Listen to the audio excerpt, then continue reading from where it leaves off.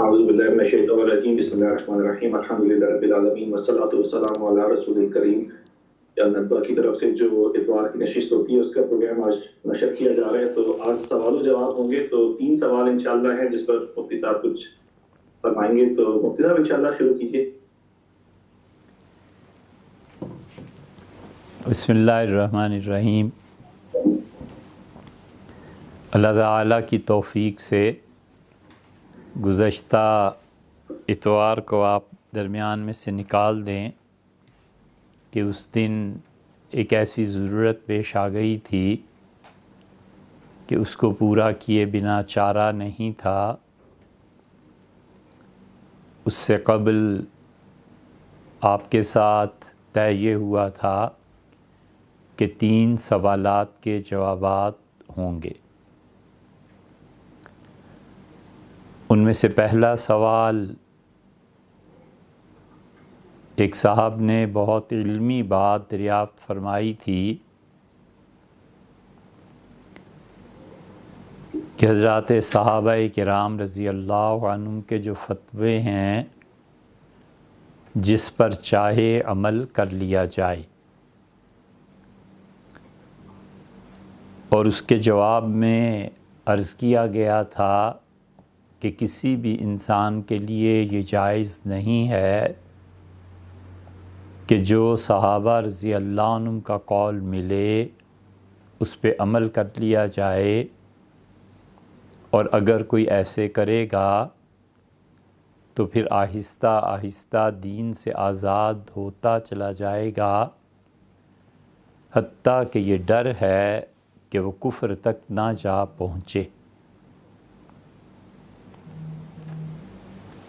پھر اس پہ انہوں نے بہت برہمی کا اظہار فرمایا تھا، اور وہ ان کے غصے کی آنچ ادھر تک بھی پہنچی، اور عرض کیا تھا کہ ایسے علمی مسائل میں اتنا زیادہ ناراض ہونے کی کوئی وجہ نہیں بنتی۔ سب کو چاہیے کہ علمی مسائل میں بھی اور زندگی میں ایک دوسرے سے کسی بھی موقف پر اختلاف کو سہنا سیکھیں۔ ہمارے یہاں یہ مزاج ہے کہ مخالفت نہیں ہوتی، اختلاف ہوتا ہے، اور اگر مخالفت ہوتی تو نزاع کا عالم بھی ہوتا، کوئی دم توڑتا اپنے عقیدے میں نظر بھی آتا، کوئی شکست اور فتح کے ڈنکے بجائے جاتے، ایسے ہرگز نہیں ہیں، اور نہ ہم چاہتے ہیں، نہ کبھی ایسے ہوتا ہے۔ اللہ کا شکر ہے ہم دلائل سنتے بھی ہیں، دلائل دیتے بھی ہیں، دلائل سے مانتے بھی ہیں، دلائل سے کسی چیز کو منوا لیں یہاں تک بات بھی نہیں ہے، بس دلائل دے دیتے ہیں، اس کا جی چاہتا ہے مانے، نہیں جی چاہتا، اور جو رائے دی جاتی ہے یا فتویٰ اس کے خلاف عمل کرتا ہے، تو اللہ تعالیٰ نے ہمیں اس لیے نہیں بھیجا کہ ہم کوئی لوگوں پر مسلط کیے گئے۔ عمر بن عبدالعزیز رحمۃ اللہ علیہ نے کیا خوبصورت بات کی جب انہیں اطلاع ملی کہ ان کا ایک گورنر شام میں لوگوں کو اسلام پر مجبور کر رہا ہے کہ کافر مسلمان ہوں، اور جو نہیں ہوتا اس پر ایک تو وہ ٹیکس زیادہ کرتا ہے، دوسرے ان کی حفاظت ذمہ داری کے لیے مسلمانوں کو جو اپنا فریضہ انجام دینا ہے اور جو اس میں خرچ آئے گا ان کی سیکیورٹی کے لیے، اس میں کچھ تعاون وہ بھی کریں گے۔ اس مد میں وہ پیسے زیادہ لیتا ہے۔ تو عمر بن عبدالعزیز رحمۃ اللہ علیہ نے اسے لکھا، بہت سخت ڈانٹ پلائی کہ ان کی سیکیورٹی کے لیے جتنے پیسے شریعت نے متعین کیے ہیں اس سے 1 پائی بھی زیادہ مت وصول کرنا، اور مجھے اطلاع پہنچی ہے کہ تم نے لوگوں پر ٹیکس لگا دیا ہے، تو اس ٹیکس کو ختم کرو، وَيْحَكَ، اور تو برباد ہو جائے، تو تباہ حال ہو جائے۔ تمہیں اتنا بھی نہیں پتہ کہ حضور اقدس صلی اللہ علیہ وسلم کو اللہ نے اس لیے بھیجا تھا کہ وہ غیر مسلموں کو اسلام کی دعوت دیں، اس لیے تھوڑا ہی بھیجا تھا کہ وہ لوگوں سے ٹیکس وصول کرتے پھرے۔ تو اس لیے ہم اپنے دلائل آپ کے سامنے رکھتے ہیں اور چاہتے ہیں کہ آپ اپنے بھی دلائل دیں اور آپ ہم سے اختلاف کریں۔ عین ممکن ہے کہ ہماری دلیل کمزور ہو اور ہم اسے وزنی محسوس کر رہے ہوں اور ہم کسی غلط چیز کے پرچارک بنیں، امکان تو بہرحال ہے۔ اس لیے بات صحابہ کرام رضی اللہ عنہم کی جو آپ سے عرض کی تھی وہ ایسی چھوٹی سی چیز نہیں ہے۔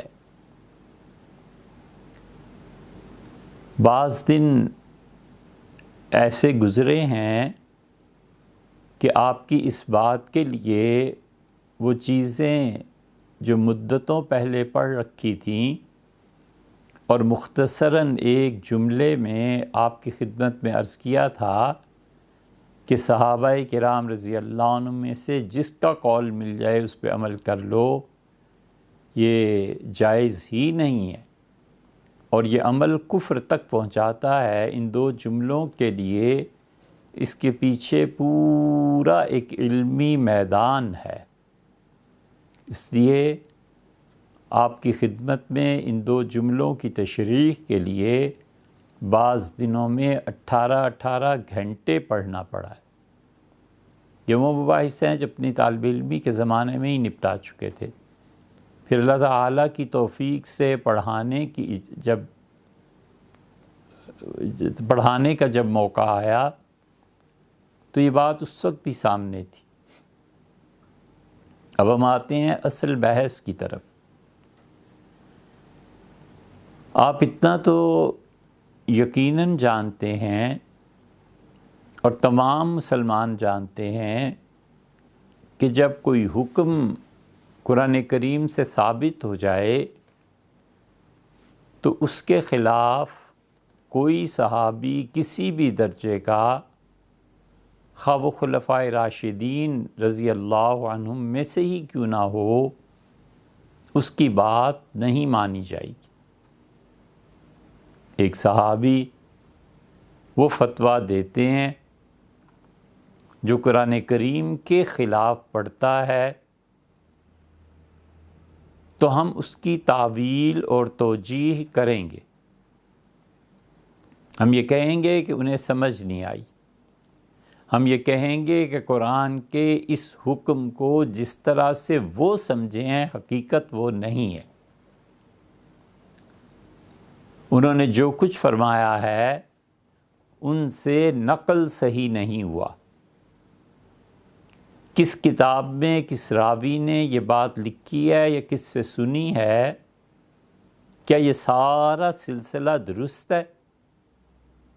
یہ دوسری تعویل اور توجیح کی جاتی ہے کہ ایک تو صحابی رضی اللہ عنہ وہ جیسے اس آیت کو سمجھنے کا حق تھا ویسے نہیں سمجھ پائے، یا جن لوگوں نے اس کو نقل کیا ہے کیا ناقل سارے درست تھے؟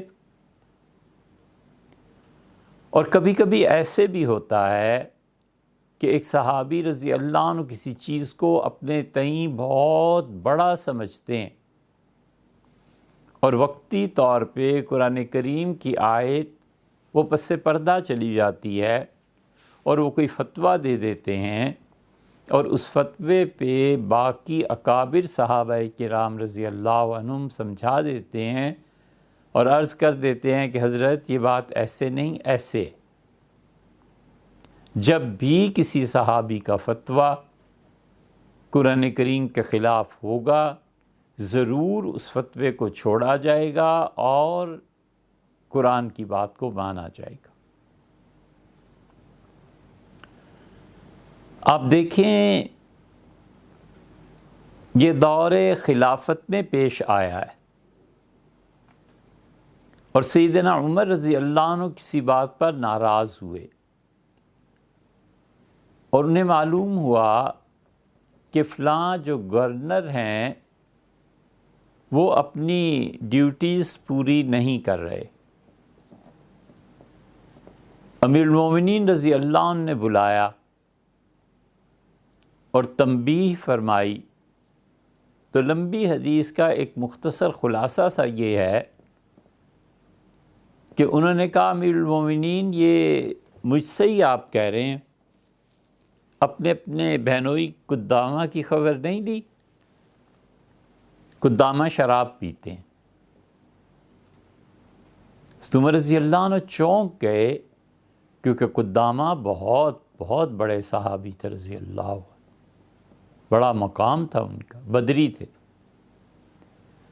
اور انہوں نے کہا آپ اگر مجھ پہ اعتبار نہیں کرتے نہ کریں، یہ ابو ہریرہ ہیں ان سے پوچھیں، ان کے سامنے وہ شراب پیتے ہیں. سیدنا عمر رضی اللہ عنہ نے خاموش ہو گئے اور خط لکھا اور کسی کو بھیجا جیسے کہ ان کا دستور تھا کہ قدامہ میرے بہنوئی ہیں، اور فرمایا جس حال میں قدامہ کو دیکھو بس اسی طرح پکڑ کے لے آؤ. یہ امیر المومنین رضی اللہ عنہ کا ایسا حکم تھا کہ اگر کوئی گھر سے باہر تھا تو اندر نہیں جا سکتا تھا، کھانا کھا رہا تھا تو کھانا پورا نہیں کر سکتا تھا. محمد ابن مسلمہ رضی اللہ عنہ اسی حالت میں باندھ کے بٹھا دیتے تھے سواری پہ.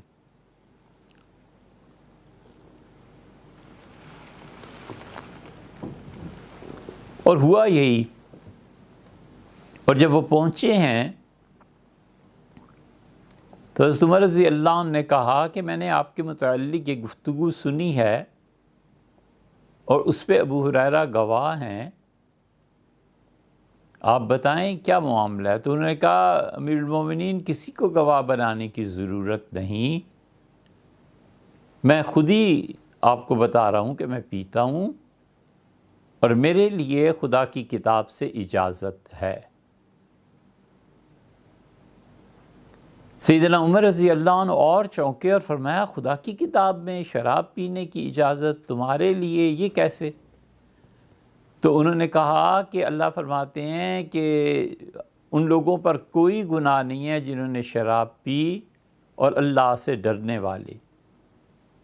تو میں اللہ سے ڈرنے والا ہوں اور میں نے پی ہے اور پیتا ہوں، میرے لیے کوئی حرج نہیں. سیدنا عمر رضی اللہ عنہ کا ابو ہریرہ کیا کہتے ہیں آپ؟ تو انہوں نے کہا کہ مجھے نہیں معلوم قدامہ شراب پیتے ہیں یا نہیں، میں نے تو بس یہ دیکھا ہے کہ میرے اور گورنر کے سامنے انہیں قے ہوئی تھی اور اس قے میں شراب تھی، باقی انہوں نے پی ہے نہیں پی، میں اس میں اتنے محتاط تھے گواہی دینے میں لوگ. تو حضرت عمر رضی اللہ عنہ نے کہا ہو ہی نہیں سکتا کوئی قے کرے اس میں شراب ہو اور اسے پینا ہو پہلے سے. اس پہ انہوں نے کہا کہ کوئی گواہی کی ضرورت نہیں، میں خود بتا.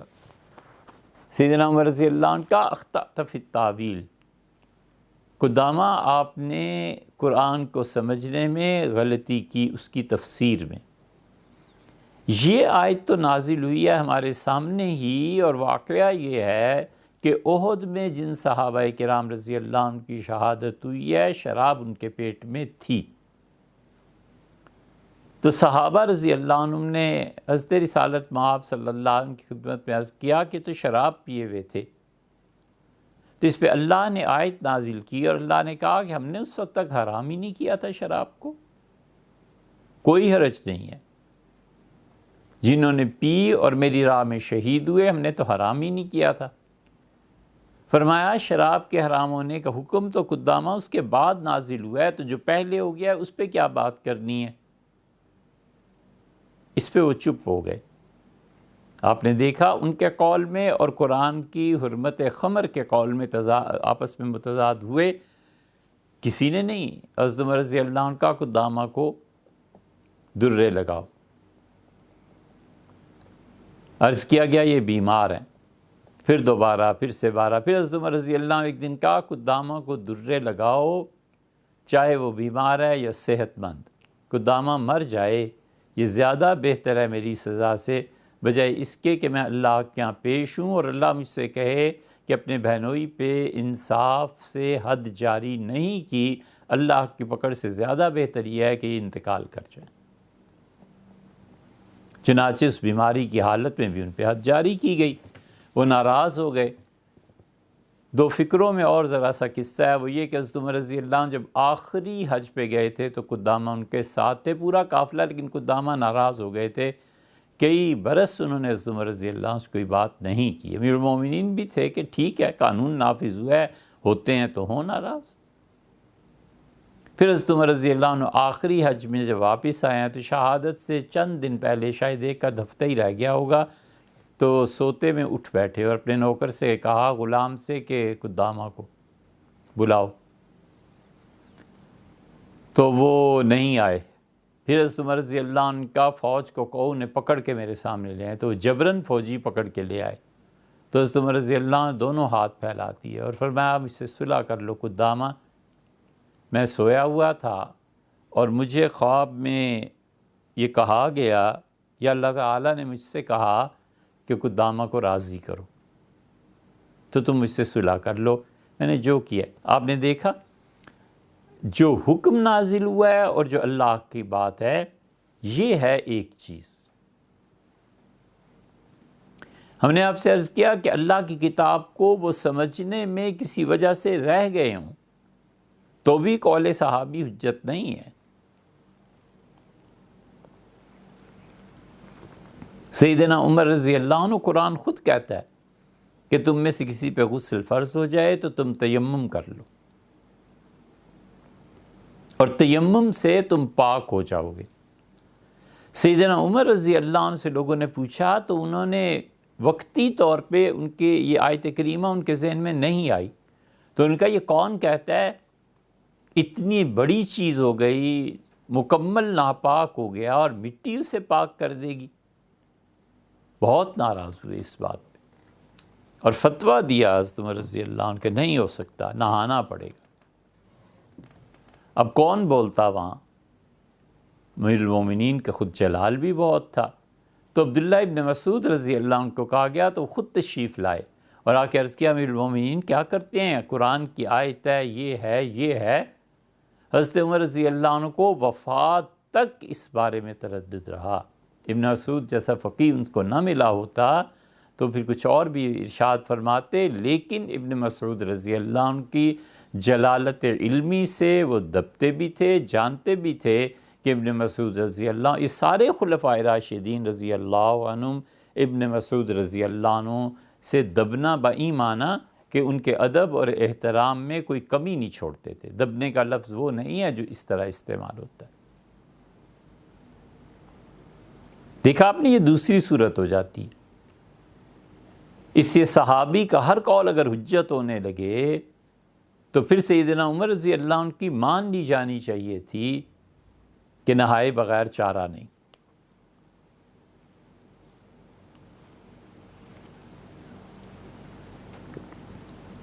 اس لیے ہمیشہ اصولاً سب سے پہلے خدا کی کتاب ہے۔ ایک بات کی طرف اشارہ کرتے چلیں کہ اگر کبھی موقع ملے تو آپ عبدالعلی مدراسی رحمۃ اللہ علیہ، بحر العلوم، صحیح معنی میں بحر العلوم تھے، مدراس والوں میں کوئی بھی نہ آتا تو بس یہ ایک تنہائی ان کی شہرت کو کافی تھے۔ ان کی کتاب ہے فواتح الرحمود، مسلم الثبوت کی شرح ہے، اس میں وہ امام ابو حنیفہ رحمۃ اللہ علیہ سے یہ بات نقل کرتے ہیں، بحث کرتے ہیں کہ ہمارے نزدیک قرآن کے بعد حدیث سے دلیل نہیں لی جائے گی، قرآن کے بعد دیکھا جائے گا کہ اللہ تعالیٰ کے وہ احکامات جو نازل ہوئے اور پھر قرآن ہی کی وحی نے اسے منسوخ کر دیا، اس کو تلاش کیا جائے گا، پھر تیسرے نمبر پر حدیث آتی ہے۔ اللہ اللہ ہے، اس کے احکامات اس کے ہیں، حتیٰ کہ منسوخ آیات سے کیسے حجیت سے ہوگی یا نہیں یہ تو ہمارا موضوع نہیں ہے، وگرنہ اس میں انہوں نے بھی بحث کی ہے۔ عام قاعدے کے مطابق اصول میں ہم پھر آتے ہیں قول صحابی کے متعلق کہ حدیث کو دیکھا جائے گا۔ اگر حدیث حضور صلی اللہ علیہ وسلم کی صحابی رضی اللہ عنہ کے پاس ہے، ہم اس کو مانیں گے۔ اگر یہ ثابت ہو جائے کہ صحابی رضی اللہ عنہ کے حافظے میں کچھ کمی آ گئی تھی تو پھر ضروری نہیں ہے کہ اس کو مانا جائے۔ آپ نہیں جانتے سیدنا عمر رضی اللہ عنہ نے ایک صحابیہ کی بات کو اس لیے چھوڑ دیا تھا کہ جب ان کے سامنے انہوں نے ایک فیصلہ دیا تھا اور جب گواہی اس عورت نے آ کے دی تو سیدنا عمر رضی اللہ عنہ کا حفظت نصیحت پتہ نہیں اس کو اچھی طرح معاملہ یاد بھی ہے یا یہ بھول گئی ہے، میں اللہ کی کتاب کو نہیں چھوڑ سکتا۔ حدیث جو صحابی رضی اللہ عنہ نقل کر رہے ہیں، اگر اس میں عقل کا دخل ہے، آپ اصطلاحی معنی میں کہیں کہ قیاس کا دخل ہے، قیاس اور عقل ایک چیز نہیں ہے، لیکن ہم عام زبان پہ اتر کے بات کرنے کی وجہ سے کہتے ہیں کہ اگر اس میں عقل کا دخل ہے تو اسے پرکھا جائے گا کہ صحابی رضی اللہ عنہ جو بات کہہ رہے ہیں یہ قیاس کے مطابق ہو سکتی ہے یا نہیں ہو سکتی۔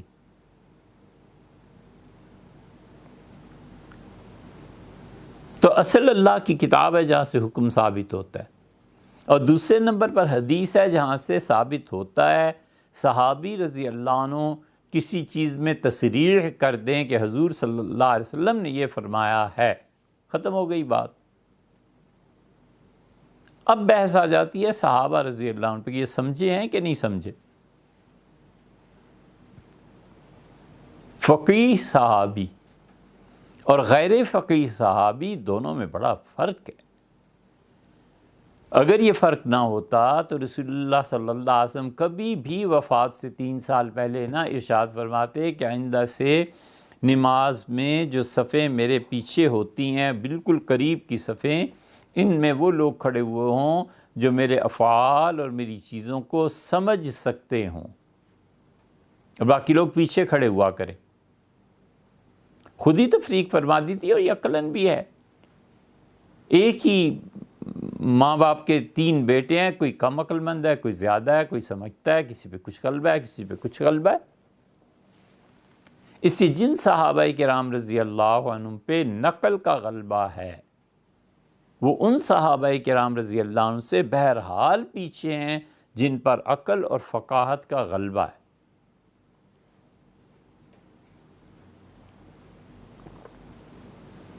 حضرت ابو ہریرہ رضی اللہ عنہ نے دیکھا کہ حضور صلی اللہ علیہ وسلم نے اونٹ کا گوشت کھایا ہے، پھر اٹھ کے وضو کیا اور نماز پڑھائی۔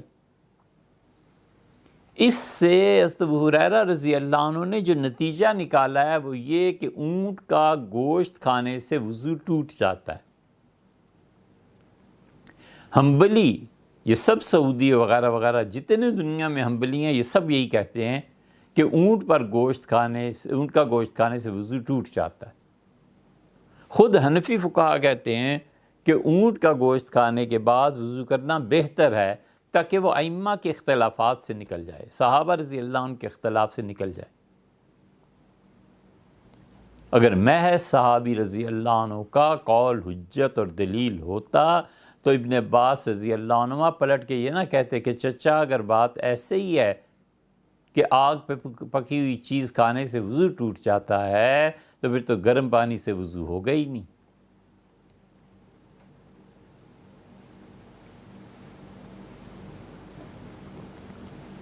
اس لیے دیکھنا پڑتا ہے کہ صحابی رضی اللہ عنہ جو کچھ کہہ رہے ہیں وہ فقیہ بھی ہیں یا نہیں ہیں۔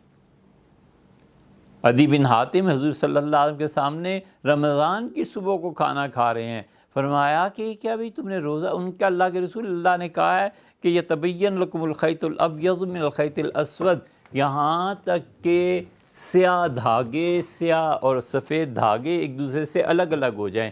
تو میں نے اپنے تکیے کے نیچے سیاہ اور سفید دونوں دھاگے لٹا کے رکھے ہوئے ہیں، تکیہ اوپر ہے، پھر میں اسے اٹھاتا ہوں تو دھاگے ابھی تک اپنے جگہ پہ قائم ہیں، میں کھا رہا ہوں۔ اللہ نے حکم نازل فرمایا کہ من الفجر، فجر کے وقت جب آسمان پہ سیاہ اور سفید دھاریاں الگ ہو جائیں اس وقت تک روزہ رکھ سکتے ہو، اس کے بعد نہیں۔ اب یہ جو سمجھے تھے عدی رضی اللہ عنہ، کیا کہ یہی بات عمر رضی اللہ عنہ بھی سمجھے تھے؟ اس لیے صحابہ رضی اللہ عنہ کا فہم برابر نہیں ہے۔ ابو ہریرہ رضی اللہ عنہ کے ناقل حدیث ہونے میں، حدیث کی خدمت میں کوئی کلام نہیں، مگر ابو ہریرہ رضی اللہ عنہ اتنے بڑے فقیہ نہیں تھے جتنے ابن مسعود، تو کیا ان سے تو خیر کیا تقابل کرنا ہے، رضی اللہ عنہ اور بھی بڑے صحابہ رضی اللہ عنہ میں وہ فقیہ تھے، ان کا تقابل نہیں کیا جا سکتا۔ صحابی رضی اللہ عنہ کے قول کا اتنا بڑا مقام ہے کہ جہاں ہم قیاس سے کوئی چیز ثابت نہیں کر سکتے، یہ غور سے سننا چاہیے، جہاں ہم قیاس سے کوئی چیز ثابت نہیں کر سکتے، صحابی وہ فتویٰ دے اور رسول اللہ صلی اللہ علیہ وسلم سے منقول نہ کرے تو بھی اس کی بات ہم مانتے ہیں۔ اور صحابی رضی اللہ عنہ قیاس سے کام لے، اور قیاس سے کام لے کر وہ ایک پہلو کو اختیار کرے اور دوسرا دوسرے پہلو کو اختیار کرے، اور دونوں فقیہ ہوں، دونوں بہت بڑے مفتی ہوں، دونوں صحابہ رضی اللہ عنہم ہوں، اس کے باوجود دیکھنا پڑتا ہے کہ ان میں کس کے قول پر کیوں عمل کرنا چاہیے۔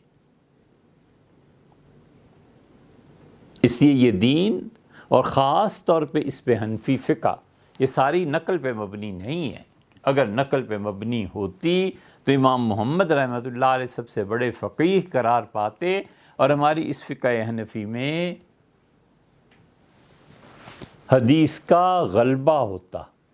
حنفیوں کے ہاں فقہ حنفی میں حدیث سے زیادہ عقل انسان کا غلبہ ہے، تہذیب کا غلبہ ہے، لغت کا غلبہ ہے، یہ ساری چیزیں دیکھ کر پھر کہیں وہ فتویٰ دیتے ہیں۔ چنانچہ اس کی متعدد مثالیں ہم آپ کے سامنے رکھیں گے۔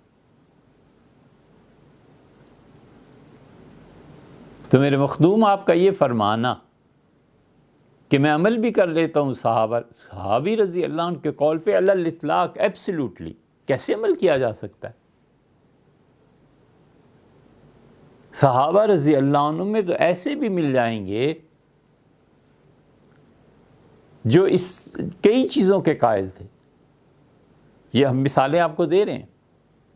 اس لیے ہمارے نزدیک خدا کی کتاب، اس کے بعد سنت، اس کے بعد صحابی رضی اللہ عنہ کا قول ہے، اور وہ صحابی رضی اللہ عنہ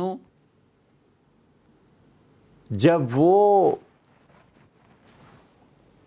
جو فتویٰ وہ دیتے ہیں اس میں ہم کہتے ہیں نہ بھی رسول اللہ صلی اللہ علیہ وسلم کا نام لیں، وہاں ایک ہی شرط رہ جاتی ہے کہ عقل میں بات آتی ہے، نہیں آتی ہے، ہماری چیز ہی ایسی عقل میں آ نہیں سکتی،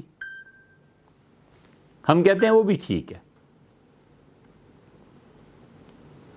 حضرت رسالت مآب صلی اللہ علیہ وسلم کے بعد ایک بڑے جلیل القدر صحابی ہیں، بڑے مقام کے آدمی ہیں، کچھ معمولی قربانیاں نہیں ہیں، حضور اقدس صلی اللہ علیہ وسلم کے محبوب صحابہ کرام رضی اللہ عنہ میں سے ہیں، جن کے لیے آپ نے محبت کا اپنی زبان مبارک سے اظہار فرمایا۔ انہوں نے عربوں کے قاعدے اور قانون کے مطابق پیغام بھیجا۔ وفات کے بعد حضور صلی اللہ علیہ وسلم کی ام المؤمنین عائشہ رضی اللہ عنہا سے شادی کے لیے،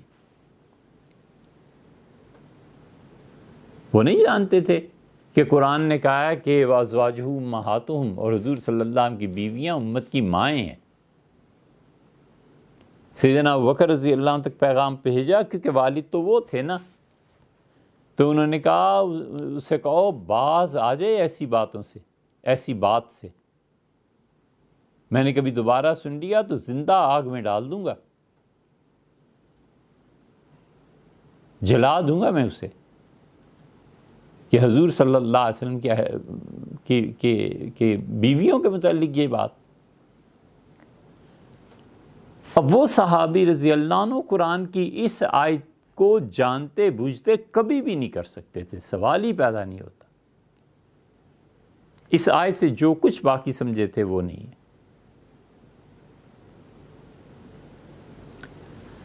آپ دیکھیں صحابی رضی اللہ عنہ ان معاملات میں بولیں جہاں پر عقل سے کوئی چیز حل نہیں کی جا سکتی، اور یہ نہ بتائیں کہ رسول اللہ صلی اللہ علیہ وسلم، تو بھی ہم انہیں مانتے ہیں۔ ہم اتنی بڑی اتھارٹی اور ان کی ایتھینٹسٹی ان کی بات کی، اس کی قدر کرتے ہیں۔ سیدنا علی رضی اللہ عنہ نے کہا کہ عورت کا حق مہر 10 درہم سے کم نہیں ہو سکتا، کر لو اس کو ثابت۔ اب ہمارے پاس کوئی ذریعہ نہیں ہے، عقل انسانی کہتی ہے کہ حضرت 10 کیوں، 5 کیوں نہیں، 15 کیوں نہیں، 50 اور 100 کیوں نہیں، کچھ بھی نہیں، نقل ہے خالص۔ سیدنا علی رضی اللہ عنہ سے حضور صلی اللہ علیہ وسلم سے سنا ہے، اس پہ اختلاف۔ آج جب کتابیں اتنی آسان ہو گئی ہیں تو اب تو چلو کوئی کہیں سے حوالہ نکالے گا، اس زمانے میں تو ایسی بات نہیں تھی نا، سب چپ کر گئے، سب نے کہا حضرت 10 ہے 10 ہے۔ اس کی دوسری مثال آپ کو دیں، صحابہ کرام رضی اللہ عنہم میں کوئی آدمی کوئی بات ایسی چیز کے متعلق کہہ دے جہاں پر قیاس کو دخل نہیں ہے، عقل انسانی کچھ فیصلہ نہیں کر سکتی، چپ ہو جاؤ۔ یہ ہم حنفیوں کا مسلک ہے، سوائے ابو الحسن کرخی کے رحمہ اللہ اور بعض حضرات جو حنفیوں کے 3 موقف ہیں اس سلسلے میں۔ اس سے آپ کا حضور والا یہ کہنا کہ جو بھی صحابی کا قول ہے اس پہ ہم میں عمل کر لیتا ہوں، یہ باتیں کہاں تک پہنچائیں گی؟ یا آپ کا ایک جملہ کوئی چھوٹی سی چیز ہے؟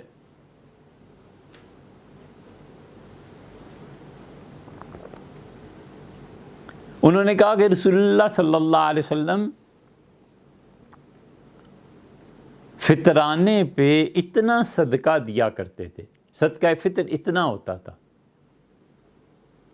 کوئی عقل کو دخل نہیں۔ 1 کلو کو 1 کلو کیوں مانا ہے کوئی عقل؟ کچھ بھی نہیں۔ عقل کیسے ثابت کرے گی کہ 1 کلو ہوتا ہے، 2 کلو 2 کلو ہوتا ہے، 3 کلو 3 کلو ہوتا ہے؟ کیا اس میں عقل کی باتیں ہیں؟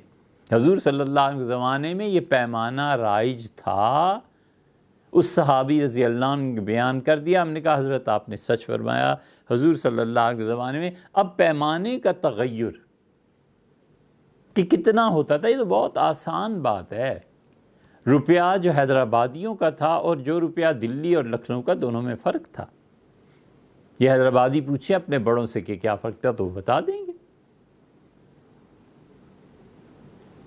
18 چھٹانک کا سیر ہوتا تھا اکبری دور میں، اب سیر 16 چھٹانک کا رہ گیا۔ تو جس زمانے میں جو پیمانہ ہے اسے تسلیم کرنا ہے، اس میں عقل کے ہونے نہ ہونے کا کیا دخل ہے؟ اور نصف جب آپ سیر کا کریں گے تو ظاہر ہے کہ جو 18 مانتا ہے وہ 9 پہ آ جائے گا، اور جو 16 مانتا ہے وہ 8 پہ آ جائے گا۔ کتنے ہی معاملات ایسے ہیں جہاں صحابی رضی اللہ عنہ بغیر کسی وضاحت کے کوئی فتویٰ دیتے ہیں اور اس میں قیاس کو دخل نہیں ہے، ہم محض ان کے قول پہ فتویٰ دے دیتے ہیں۔ اور اگر قیاس کو دخل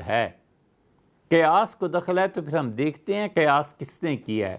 اگر 2 صحابہ رضی اللہ عنہ نے کیا اور دونوں فقیہ ہیں اور دونوں بہت بڑے آدمی ہیں، تو پھر ہم دیکھتے ہیں کہ کس کے مطابق فتویٰ دینا چاہیے۔ اور یہ کام اتنا بڑا آدمی ہے، ہائر اتھارٹیز میں اتنا بڑا آدمی ہے کہ وہ مجتہد منتصب کا مقام ہے، اور مجتہد منتصب کوئی چھوٹا موٹا عالم دین نہیں ہوتا۔ ابو داؤد جو حدیث کے بادشاہ ہیں، حافظ ہیں، ابو داؤد سجستانی رحمۃ اللہ علیہ، ان کے متعلق کہتے ہیں کہ مجتہد منتصب الی احمد، وہ مجتہد بھی ہیں اور امام احمد ابن حنبل رحمۃ اللہ علیہ کی طرف ان کا انتساب بھی ہوتا ہے۔ اس یہ کیسے ممکن ہے؟ صحابی کا قول قرآن سے ٹکرا رہا ہے، کیسے فتویٰ؟ صحابی کا قول حدیث سے کیسے فتویٰ؟ صحابی کا قول اور قیاس کو دخل نہیں ہے، اس کے خلاف کیسے چلیں؟ اس کے خلاف نہیں جا سکتے۔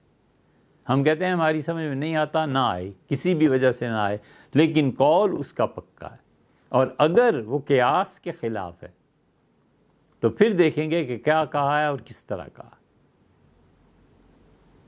اور پھر آ گئے تابعین۔ تو تابعین کا کیا؟ تابعین رحمہم اللہ میں بڑے بڑے لوگ ہیں۔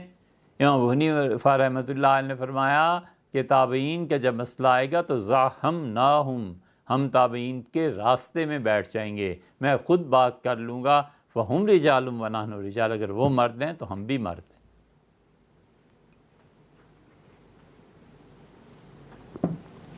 اتنی بات کے بعد اس گفتگو کا دوسرا مرحلہ آپ دیکھیں جو کتابوں سے متعلق ہے، اور تیسرا مرحلہ پھر آپ سے عرض کرتے ہیں۔ یہ دیکھیے کشف الاسرار، فخر الاسلام بزدوی رحمۃ اللہ علیہ کی ہے، اصول کی کتاب ہے، اور اس پہ امام علاء الدین بخاری رحمۃ اللہ علیہ نے جو تالیف ہے ان کی کشف الاسرار عن اصول فخر الاسلام البزدوی، بزدوی کی کتاب کی اس کی تشریحات ہیں، یہ سارا کچھ ہے۔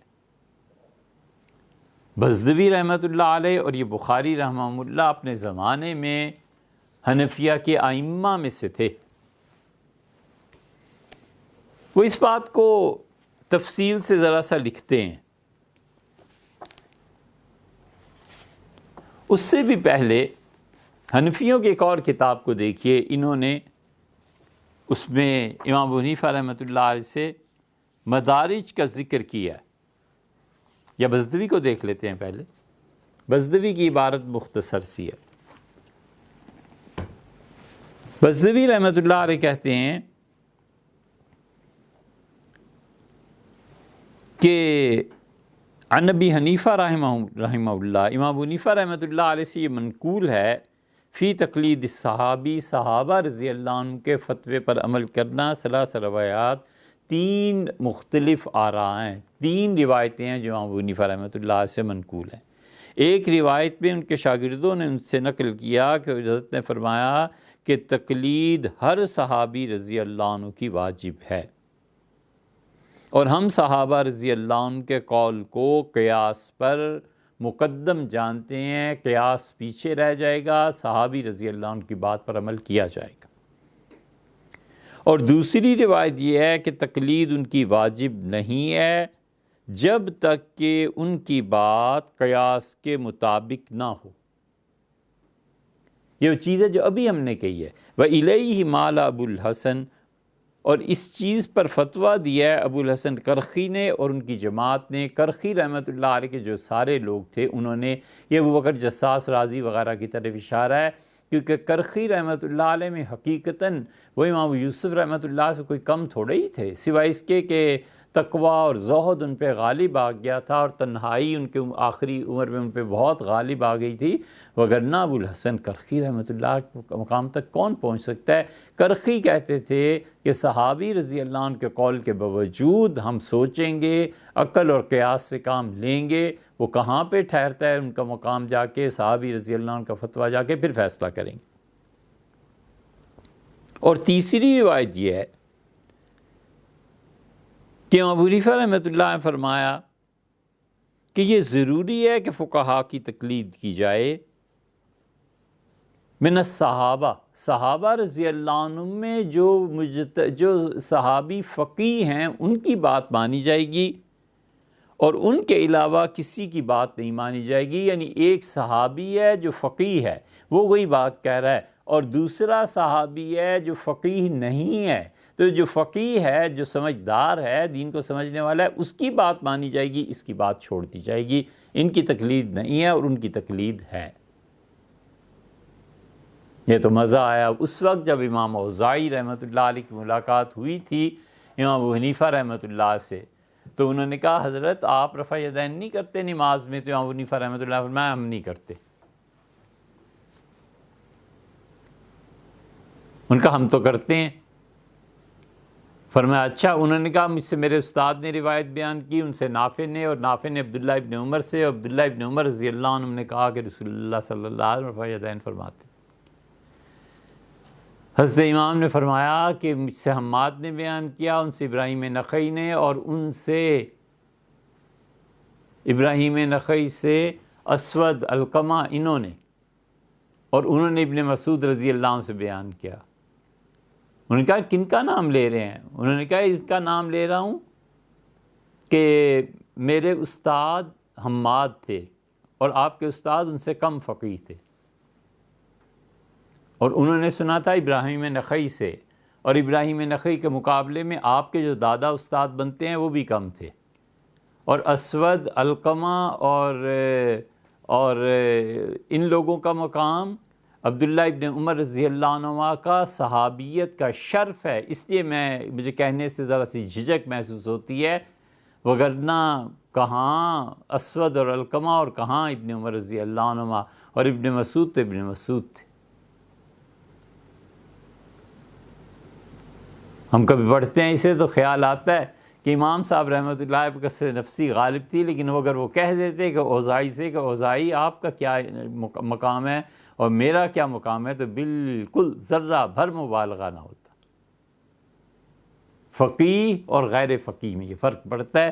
اس لیے انہوں نے کہا کہ تیسری چیز وہ ہے کہ جب تک فقیہ نہیں ہوگا وَإِلَيْهِ مَالَ ابو سعید البردی، ابو سعید رحمۃ اللہ علیہ اکثر اصحاب ابی حنیفہ، امام ابو حنیفہ رحمۃ اللہ کے بہت سے دوست اس طرف گئے.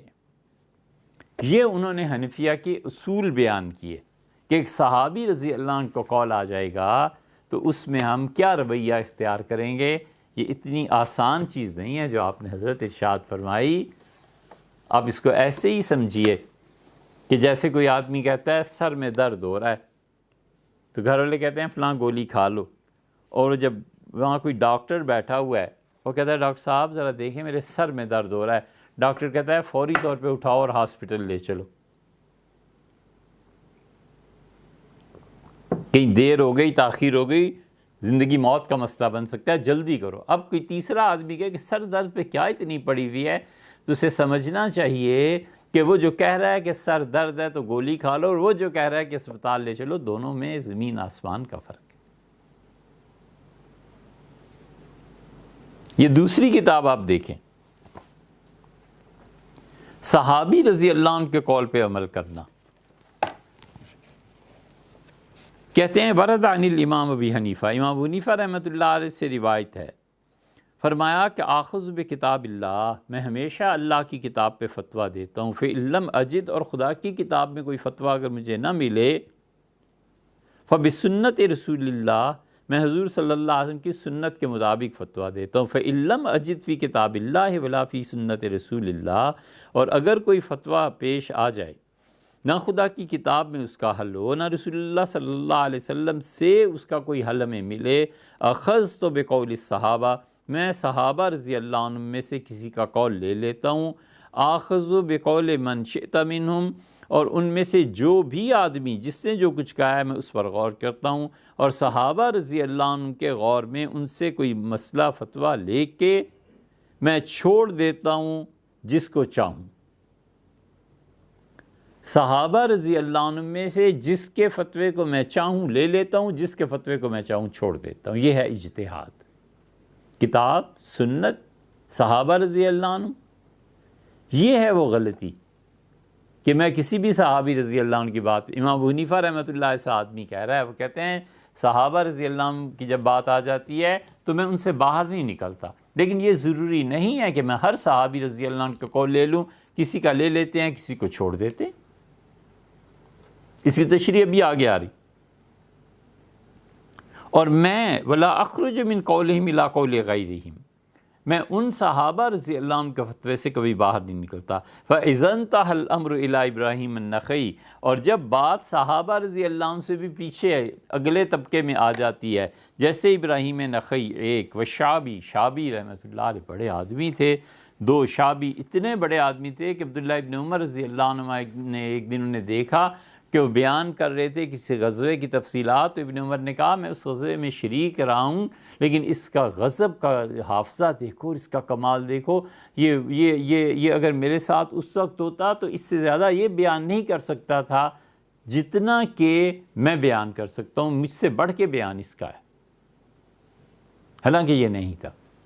فرمایا جب بات آ جائے ابراہیم نخعی تک، شعبی تک، اور ابن سیرین جو تعبیر کے امام ہیں، والحسن اور حسن بصری تک بات آ جائے، عطا بن ابی رباح، کہ عطا بن ابی رباح وہ ہیں جنہوں نے 20 سال 30 سال بیت اللہ کی چابی ان کے پاس رہی ہے، 200 صحابہ کرام رضی اللہ عنہ سے ان کی روایات ہیں۔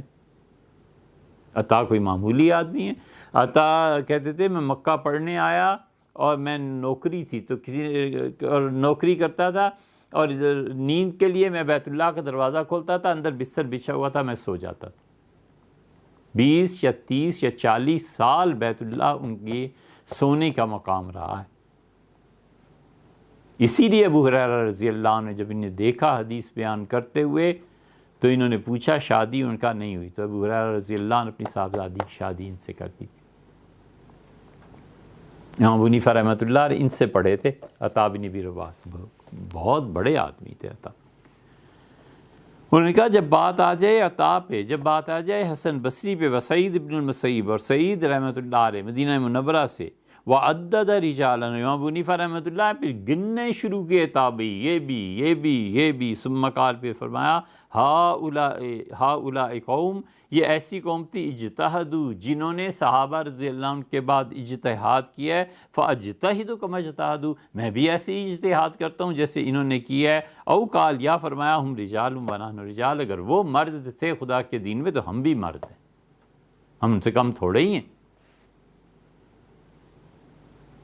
اور عبداللہ ابن مبارک نے کہا کہ سمیت ابا حنیفہ، میں نے امام ابو حنیفہ رحمۃ اللہ سے سنا، وہ کہتے تھے کہ اذا جاء النبی صلی اللہ علیہ وسلم فعلی الراس، امام ابو حنیفہ رحمۃ اللہ فرماتے تھے کہ جب حضور صلی اللہ علیہ وسلم سے کوئی چیز ثابت ہو جائے نا تو سر آنکھوں میں، وَإِذَا جَاءَ صحابی، اور جب ان کے صحابہ رضی اللہ عنہ میں سے کسی سے کوئی فتویٰ ثابت ہو جائے، نختار من قولہم، تو ہم اسی کے مطابق فتویٰ دیں گے، فَإِذَا جَاءَ التابعین، اور جب بات تابعین تک پہنچ جائے، زَاحَمْنَاهُمْ، ہم ان کا راستہ روکیں گے، ہم انہیں پیچھے ہٹائیں گے کہ حضرت فتویٰ یہ نہیں ہے، یہ ہے، جو آپ سمجھیں ہیں وہ نہیں ہے، جو میں سمجھاؤں یہ ہے۔ فضیل ابن عیاض نے کہا کہ کانا ابو حنیفہ فقیہا معروفا بالفقہ، امام ابو حنیفہ رحمۃ اللہ جو تھے یہ فقیہ تھے، فقہ میں بہت معروف ہستی، مشہورا بالورع، اور امام ابو حنیفہ رحمۃ اللہ کا تقوی ضرب المثل تھا۔ فقیہ اس کا نام نہیں ہے کہ وہ 200-400 مسائل کو یاد کر لے، فقیہ بہت بڑی چیز ہوتا ہے۔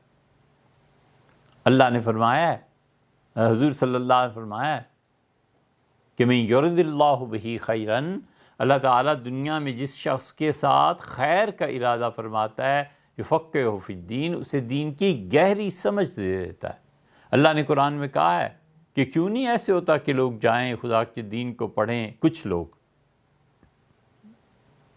لیتفقہوا فی الدین، واپس آئیں اپنی قوم میں، دین کی گہری سمجھ لے کر، اور انہیں سمجھائیں اپنی قوم کو کہ یہ کام نہ کرو، اللہ کا عذاب آ جائے گا۔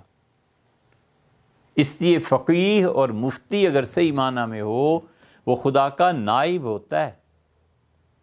اسی لیے تو مفتی کو خود عقل کرنی چاہیے، 66 مفتی 100 میں سے جہنم میں جائیں گے اور 33 جنت میں۔ حضور صلی اللہ علیہ وسلم ثلثین، 2 ثلث، 1/3 یہ دونوں جہنم میں جائیں گے اور 1/3 جنت میں جائے گا۔ اتنا بڑا منصب ہے یہ، اس لیے کہ فتوے کی سند اللہ تک پہنچتی ہے۔ یستفتونک، آپ سے سوال کرتے ہیں، آپ سے پوچھتے ہیں، فتویٰ چاہتے ہیں اور خواتین کے مسائل میں، قل اللہ یفتیکم، انہیں کہیے اللہ فتویٰ دیتا ہے، فتوے کی سند اللہ تک پہنچتی ہے۔ اس لیے وہ کہتے ہیں کہ واسع المال، امام ابو حنیفہ رحمۃ اللہ صرف فقیہ اور اتنے متقی انسان ہی نہیں تھے، اللہ نے پیسہ بھی بہت دیا تھا۔ صبوراً اللہ تعلیم العلم باللیل والنہار، رات اور دن ان کا علم میں گزرتا تھا، بادشاہ تھے علم کے بابا۔ کثیر الصمت، عام طور پہ خاموش رہتے تھے۔ حاربا من مال السلطان، حکومت کے مال سے بھاگتے تھے، کبھی حکومت سے کوئی وظیفہ کوئی عہدہ کچھ نہیں لیا۔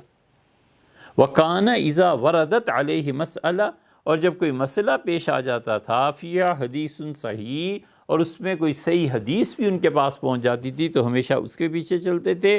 وَإِنْ كَانَ فِيهَا قَوْلٌ عَنِ الصَّحَابَہ، اور کوئی صحابہ رضی اللہ عنہم میں سے کوئی قول مل جاتا تھا، والتابعین، اور تابعین رحمہم اللہ میں سے بھی کسی کو کوئی فتویٰ مل جاتا تھا تو وہ اس کے مطابق فتویٰ دیتے تھے، اور اگر نہیں ہوتا تھا تابعین سے بھی کوئی قول تو پھر اس کے بعد وہ قیاس سے کام لیتے تھے۔ تابعین میں قول ملنے کا مطلب یہ ہے کہ کوئی ایسا قول جو ان کی خود اجتہاد سمجھ ان ساری چیزوں پہ پورا ہوتا تھا، شرائط پہ، اس کے مطابق دے دیتے تھے۔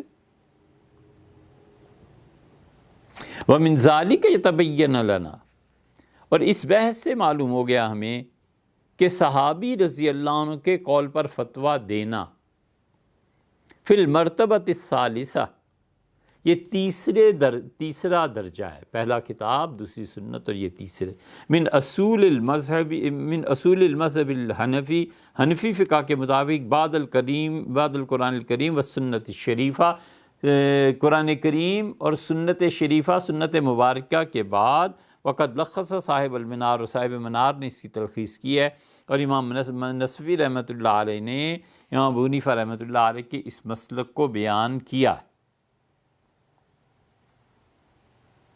اور ہم صحابہ رضی اللہ عنہ کے تقلید الصحابی واجب، صحابی رضی اللہ عنہ کی تقلید واجب ہے، یترک القیاس بہی، قیاس کو وہاں سے ہٹا دیا جائے گا، ہم قیاس کی نہیں مانیں گے۔ الاحتمال السماع من النبی صلی اللہ علیہ وسلم، اس لیے کہ عین ممکن ہے صحابی جو فتویٰ دے رہے ہیں انہوں نے رسول اللہ صلی اللہ علیہ وسلم سے ہی اصل میں سنا ہو، اور پھر انہوں نے 3-4 اس کی مثالیں دی ہیں، وہ مثالیں امام سرخسی رحمۃ اللہ علیہ نے اپنی اصول میں نقل کی ہیں، اور امام سرخسی رحمۃ اللہ نے جو اصول میں لکھا ہے کمال کی چیز لکھی ہے۔ امام سرخسی رحمۃ اللہ علیہ کی کتاب ہے، دوسرا جز ہے اس کا، اصول سرخسی، اور یہ اصول میں حنفی فقہ کے جو اصول ہیں ان میں کمال کی کتاب سمجھی جاتی ہے۔ اس لیے ہمارے ہاں بہت سے اساتذہ ایسے ہیں جو جب فتوے کی اجازت دیتے ہیں تو ان کتابوں کا بھی ایک اعتبار سے امتحان لیتے ہیں، پوچھتے ہیں کہ بھئی فلاں چیز میں کیا لکھا ہے۔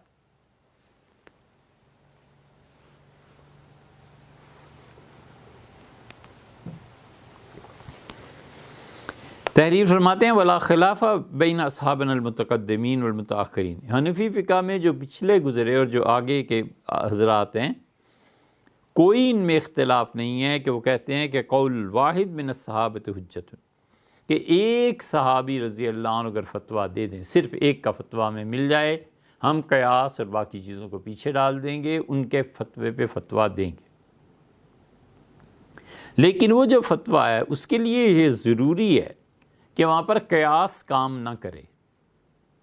وَذَلِكَ نَحْوَ الْمَقَادِيرِ الَّتِي لَا تُعْرَفُ بِالرَّأْيِ، اس کی ایک مثال میں دیتا ہوں، جیسے کہ ناپ تول کے پیمانے ہیں، یہ بھی ہم نے آپ سے عرض کیا تھا نا، تو کہتے ہیں کسی بھی زمانے کا ناپ تول کے جو پیمانے ہیں سو ہیں، اب اگلے زمانے میں آ کے کہنا کہ نہیں یہ اتنا نہیں، اتنا ہونا چاہیے تھا، اور کچھ بھی نہیں بھئی، جو اس زمانے میں تھا سو تھا۔ فَإِنَّا أَخَذْنَا بِقَوْلِ عَلِيٍّ رضی اللہ عنہ، اس کی ایک مثال ہم یہ بھی دے سکتے ہیں کہ صحابہ کرام رضی اللہ عنہ میں یہ بحث تھی کہ شادی کے وقت حق مہر کم سے کم کتنا ہونا چاہیے، تو پتہ چلا کہ علی رضی اللہ عنہ، سیدنا علی رضی اللہ عنہ نے حق مہر مقرر کرنے پہ ارشاد فرمایا تھا کہ 10 دراہم 10 درہم ہوں گے، 10 درہم سے کم عورت پہ کا حق مہر نہیں رکھا جا سکتا، بغیر حق مہر کے یا 10 درہم سے کم پہ نکاح ہو جائے گا، وہ ٹھیک ہے، لیکن وہ جو ادائیگی شوہر کے ذمے باقی رہے گی وہ 10 درہم سے کم نہیں مانی جا سکتی۔ وَأَخَذْنَا بِقَوْلِ انس، حالانکہ رسول اللہ صلی اللہ علیہ وسلم نے کہا کہ 10 درہم، یہ اب نکال لیں گے کیونکہ اب تو کتابیں شائع ہو گئی نا زیادہ۔ سیدنا انس رضی اللہ عنہ نے کہا کہ ایام کے مسئلے میں کم سے کم 3 دن اور 3 راتیں ہیں، اور زیادہ سے زیادہ 10 دن اور 10 راتیں ہیں۔ کوئی خاتون اس سے کم بھی نہیں ہو سکتی اور اس سے بڑھ بھی نہیں سکتی۔ اب یہ جو ہے نا یہ دنوں کی گنتی، یہ انس رضی اللہ عنہ کا فتویٰ ہے، اس پہ احناف نے فتویٰ دیا، اس لیے کہ قیاس اور عقل کا کچھ تقاضا نہیں ہے۔ اور عثمان بن ابو العاص رضی اللہ عنہ نے فتویٰ دیا کہ ولادت کے بعد 40 یومن 40 دن ہیں زیادہ سے زیادہ، 41واں دن آ گیا تو ناپاکی ختم ہو گئی۔ اس میں اب عقل کیا کام کرے؟ کچھ بھی نہیں۔ وبقول عائشہ رضی اللہ عنہا، اور اسی طرح سے عائشہ رضی اللہ عنہ کا قول جب ہمیں ملا تو ہم نے اسی پہ فتویٰ دیا، اور ام المومنین رضی اللہ عنہ نے کہا کہ بچہ 2 سال سے زیادہ مدت نہیں گزار سکتا۔ وَهَذَا لِأَنَّ أَحَدًا، اس کی وجہ یہ ہے، یہ 4 مثالیں دینے کے بعد وہ کہتے ہیں کہ صحابہ رضی اللہ عنہ کی بات کو دلیل اور حجت کے طور پہ مان لینا، اس کی وجہ یہ ہے کہ ہم یہ کوئی تصور بھی نہیں کر سکتے کہ صحابہ کرام رضی اللہ عنہ دین کے معاملے میں جھوٹے فتوے دیتے تھے، اور یہ جائز ہی نہیں ہے کہ ہم ان کے متعلق یہ کہیں کہ وہ فتویٰ لاپرواہی سے دیتے تھے، جھوٹ سے دیتے تھے، کیونکہ دین کا طریقہ وہ ہے جو نص سے ثابت ہو، یا کتاب اللہ سے یا سنت رسول صلی اللہ علیہ وسلم سے۔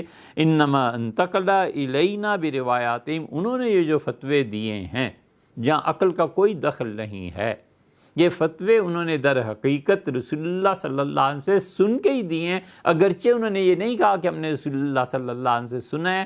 تو اب 2 ہی صورتیں رہ جاتی ہیں، یا تو صحابی خود معاذ اللہ استغفر اللہ جھوٹ بول رہا ہے، یا پھر اس نے سنا ہے اور تصریح نہیں کر رہا۔ تو کہتے ہیں سنا ہے، بات مختصر کر رہے ہیں، زیادہ تفصیل سے نہیں کر رہے۔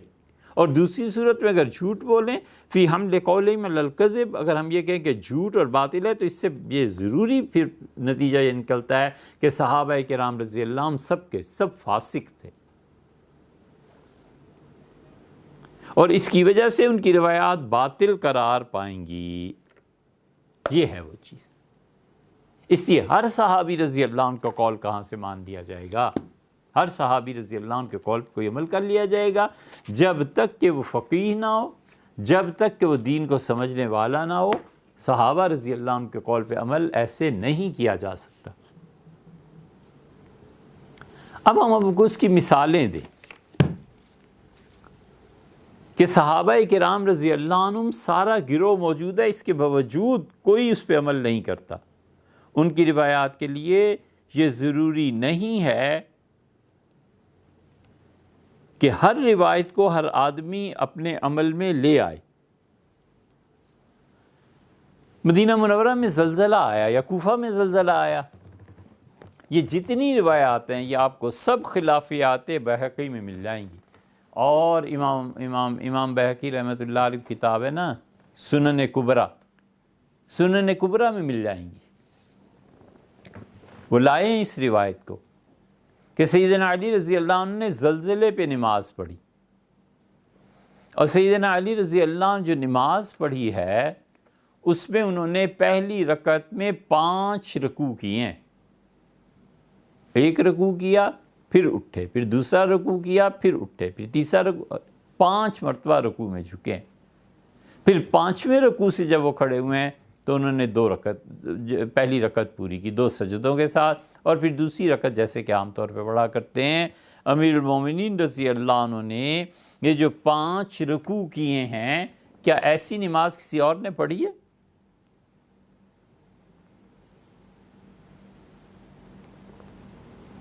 کتنی صورتیں اب بن گئی۔ ایک صورت تو یہ ہے کہ سیدنا علی رضی اللہ عنہ اپنی مرضی سے پڑھی ہو، یہ نہیں ہو سکتا، یہ عبادت وہ اوپر سے ہی لیتے تھے، نہیں ہو سکتا۔ انہوں نے رسول اللہ صلی اللہ علیہ وسلم کو عین ممکن ہے کسی مقام پہ دیکھا ہو، امیر المومنین رضی اللہ نے خود اجتہاد فرمایا ہے. جیسے وہ ہمیشہ 4 تکبیرات کہتے تھے، اور جب بدری صحابہ رضی اللہ عنہ میں سے کسی کا جنازہ آتا تھا تو تیسری تکبیر کے بعد اس کے لیے دعا مانگتے تھے، چوتھی کے بعد، پانچویں کے بعد، حتیٰ کہ 9 تکبیرات تک سیدنا علی رضی اللہ عنہ کی ہیں ہر دعا، اور 10ویں تکبیر کہہ کے پھر سلام پھیرا. اس کے متعلق تو خیر احادیث بھی مل جاتی ہیں کہ حضور صلی اللہ علیہ وسلم نے 4 سے زائد تکبیرات کہی ہیں کسی کی عزت اور احترام میں. لیکن یہ جو 5 رکوع کیے ہیں، اب ایک آدمی اٹھتا ہے اور زلزلہ آنے پہ 2 رکعتیں پڑھتا ہے، ایک پہلی رکعت میں 5 مرتبہ رکوع اور 2 مرتبہ سجدہ کرتا ہے، اور دوسری رکعت معمول کے مطابق پڑھتا ہے، تو ہم یہ کہہ دیں کہ یہ سنت ہے؟ کون ہوا ہے قائل اس کا امت میں؟ اور مولا علی رضی اللہ عنہ کی نماز سب کے سامنے دی، کس نے تقلید کیا سیدنا علی رضی اللہ عنہ؟ سو ہم کہتے ہیں کہ امیر المومنین رضی اللہ عنہ نے یہ نماز پڑھی، یا تو انہوں نے اجتہاد کیا، اللہ کی عظمت رکوع میں ہے، خدا کی عظمت کا بار بار اعتراف کرنے کے لیے، اور ان کا یہ اجتہاد ان کی ذات تک ختم ہو گیا، کسی نے پیروی نہیں کی. اور یا پھر ہم یہ کہیں گے کہ امیر المومنین نے کسی موقع پہ حضرت رسالت مآب صلی اللہ علیہ وسلم کو دیکھا تھا اس حالت میں، لیکن چونکہ رسول اللہ صلی اللہ علیہ وسلم نے بات کو آگے نہیں کیا، لہٰذا بات انہوں نے ذاتی طور پہ عمل کر لیا، باقی صحابہ رضی اللہ عنہ نے کچھ نہیں کیا، حالانکہ ان کے زمانے میں بھی زلزلے آتے رہے.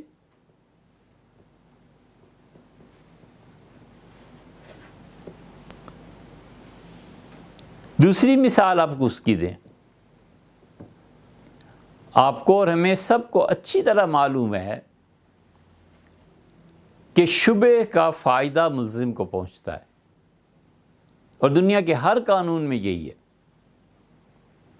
کہ شبہ جو ہے آ جائے تو حد کو ساقط کر دیتا ہے. اس کی تو تشریح کی ضرورت نہیں، یا ہم نہیں کر رہے. شبہ ایک چیز کا پڑ گیا، حد ساقط ہو گئی. ایک آدمی نے سیدنا علی رضی اللہ عنہ کے زمانے میں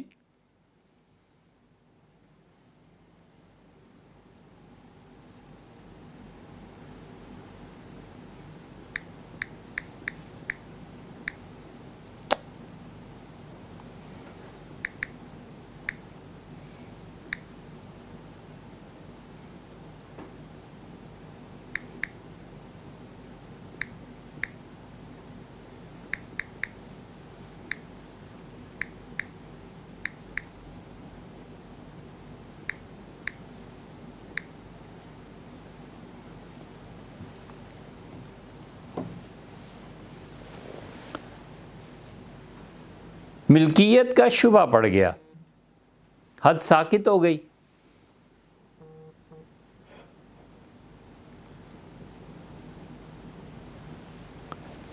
ملکیت کا شبہ پڑ گیا، حد ساقط ہو گئی. ایک جگہ جہاد کا معرکہ ہوا، باندیاں، خواتین، سب معاملہ،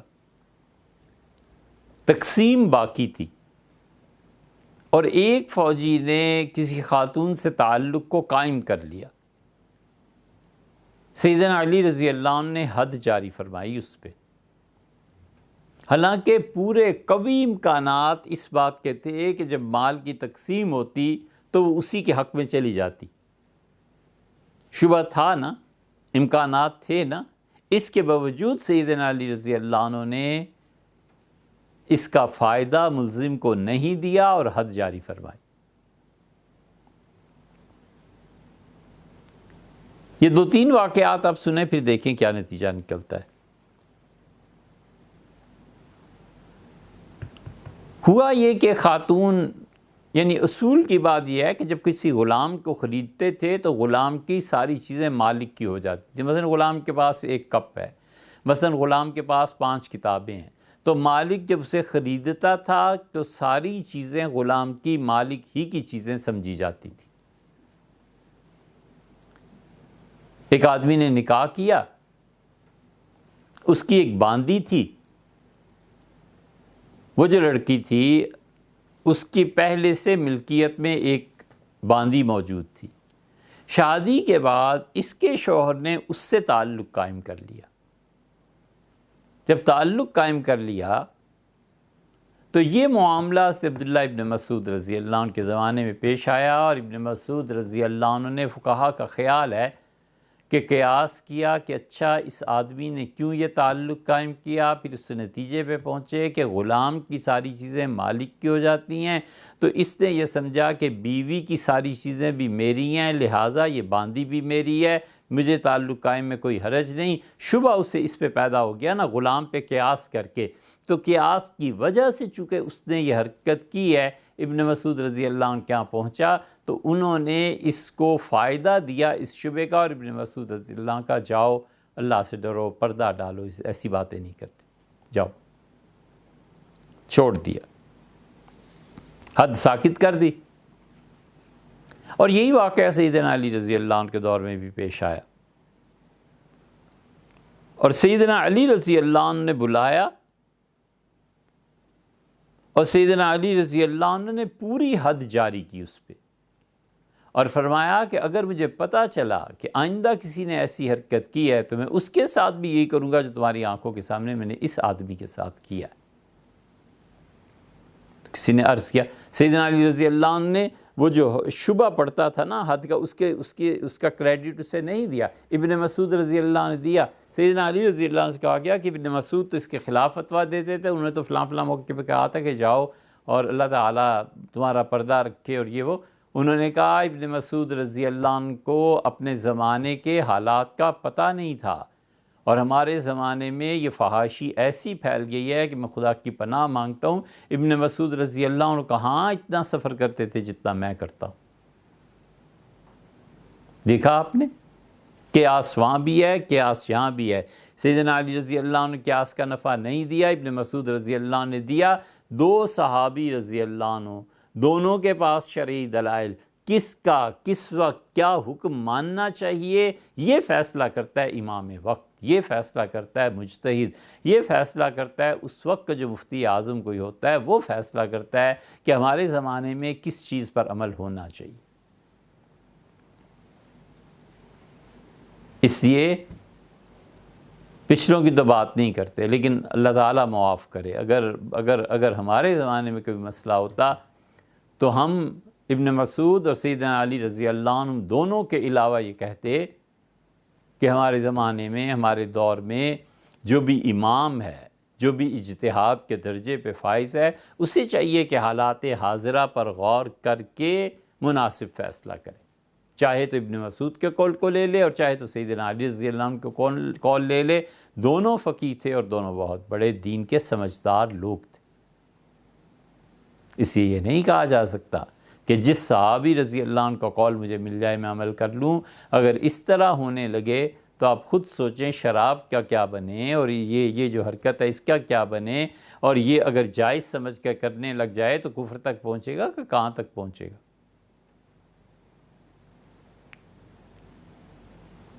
ہم ایک اور اس کی مثال آپ کو دیں.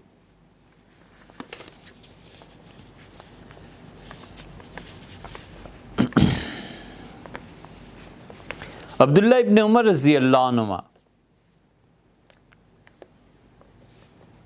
وہ بہت شدید مخالف تھے اس کے کہ کسی بھی جانور کو اس کے جنسی حقوق سے محروم کر دیا جائے. ابن عمر رضی اللہ عنہ سے کہا گیا کہ اگر ہم ایسے کر لیں تو یہ جو دمبا ہے وغیرہ وغیرہ اس طرح کی چیزیں، ان کا گوشت مزید لذیذ ہو جاتا ہے. ابن عمر رضی اللہ عنہ نے صاف منع کر دیا، ان کا میں ہرگز اس بات کی اجازت نہیں دیتا.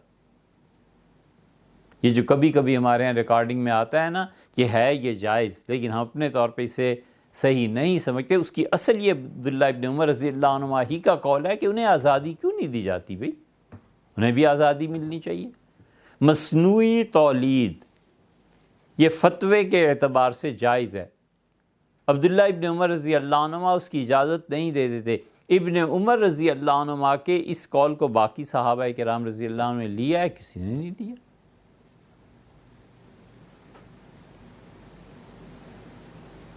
ایک اور مثال آپ کو اس کی دیں،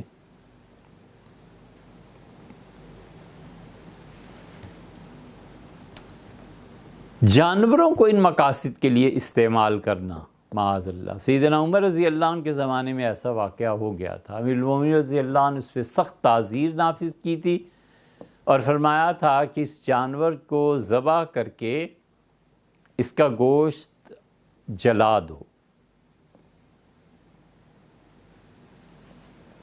اور فرمایا تھا کہ جانور جس قیمت کا ہے، اس حرکت کے، اس کرتوت کے کرنے والے کو کہو کہ یہ پیسہ ادا کرے جانور کے مالک کو، کیونکہ جانور کو تو اب جلا دینا تھا نا ذبح کر کے، تو نقصان ہو گیا نا مالک کا۔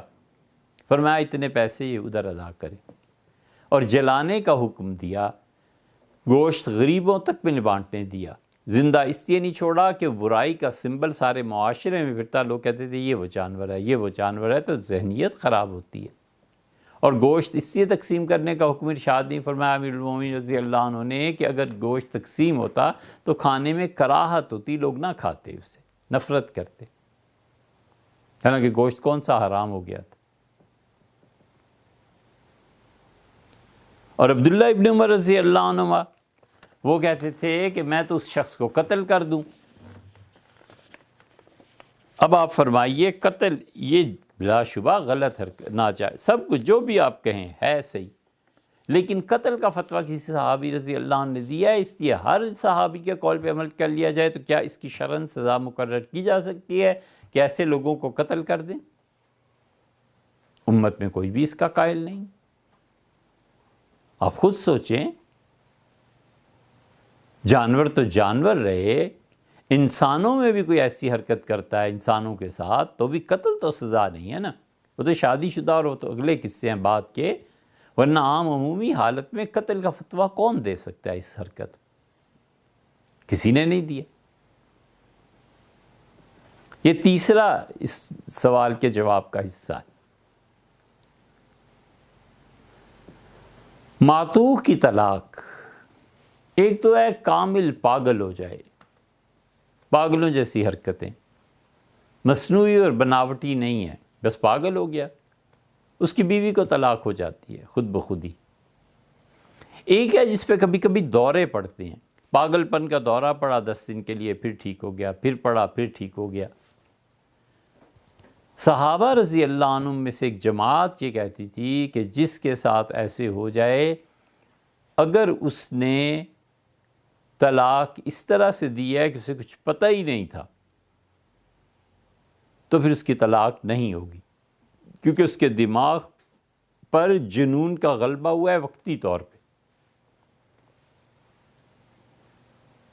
لیکن جب وہ طلاق دیتا ہے اور اسے پتہ ہوتا ہے تو پھر طلاق ہو جائے گی۔ وہ کہتے ہیں یہ کون سی پاگل پنا، اتنا کون سا ہے کہ بیوی کا پتہ ہو اسے ہی طلاق دینی ہے، تو اسے کہ میں نے طلاق دی، بستر کو کیوں نہیں کہہ دیتا؟ کسی دن دیوار کو کہہ دے، کسی دن کسی کپ کو کہہ دے، کسی دن چھت کو کہہ دے کہ میں نے طلاق دی، تو کوئی ماننے سننے کی بات ہے کہ اس کا دماغ ہی کام نہیں کر رہا۔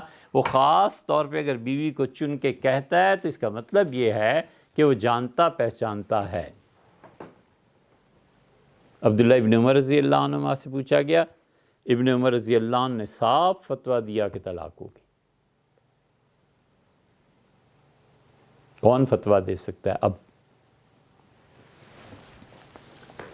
اور آخری بات کہتے ہیں، یہ تیسرا حصہ اس جواب کا، یہ آسان نہیں ہے کہ ہم ہر صحابی رضی اللہ عنہ کے قول پہ عمل کر لیں گے۔ آپ کے ہاں خود حنفیہ میں، خود حنفی فقہا مالی جرمانے کو جائز قرار نہیں دیتے۔ یہاں وہ یوسف رحمۃ اللہ علیہ ایک وجہ سے جائز ارشاد فرماتے ہیں، وہ بھی اس کی تفصیلات گزر چکی ہیں، ایک جگہ ریکارڈ کرا دی تھی۔ سیدنا عمر رضی اللہ عنہ مالی طور پہ جرمانہ کرتے تھے۔ امیر المومنین رضی اللہ عنہ کی اس فعل کو، اس بات کو، اس اصول کو، قاعدے کو، حالانکہ خلافت راشدہ کا فیصلہ ہے، نہیں مانا۔ قصہ یوں ہوا کہ حاطب بن ابی بلتہ رضی اللہ عنہ بدری صحابی ہیں رضی اللہ عنہ، اور حاطب بن ابی بلتہ رضی اللہ عنہ نے اپنے غلاموں کو گرفتار کر کے خط لکھ بھیجا امیر المومنین رضی اللہ عنہ کو کہ انہوں نے میرا اونٹ ذبح کر کے اس کا گوشت کھا لیا ہے، تو یہ ڈاکہ ہے، آپ ان کے ہاتھ کاٹ دیں۔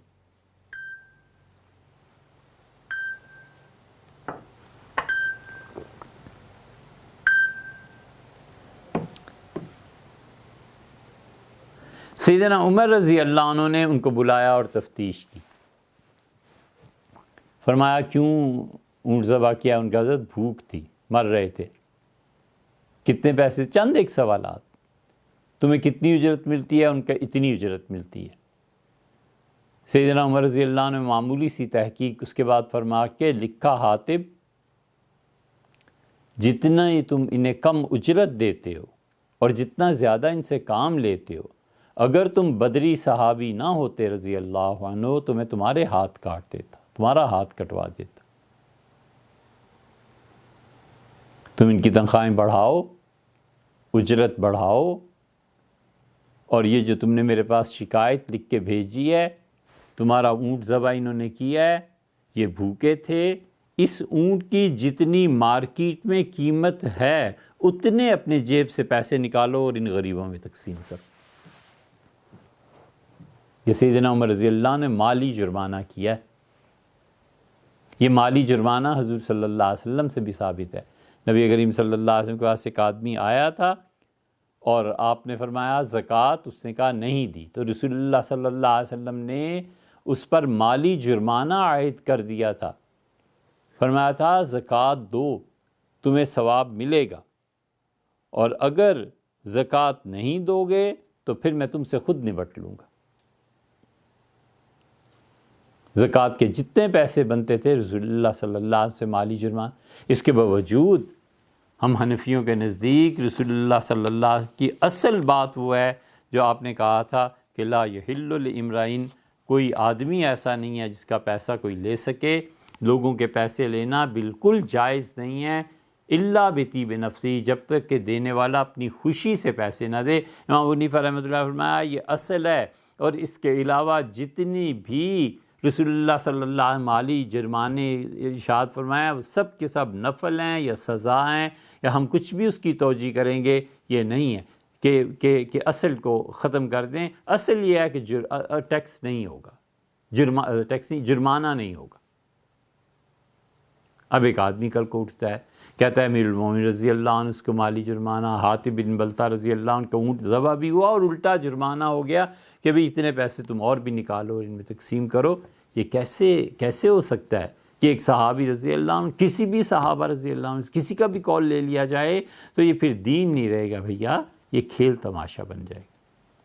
اس لیے جو دو فکرے آپ سے عرض کیے تھے نا، کہ نہ صرف یہ کہ اس کی اجازت ہی نہیں دی جا سکتی، بلکہ اس سے بھی بڑھ کے ڈر ہے کہ آدمی کفر تک پہنچ جائے، یہ اس کی تشریح ہے۔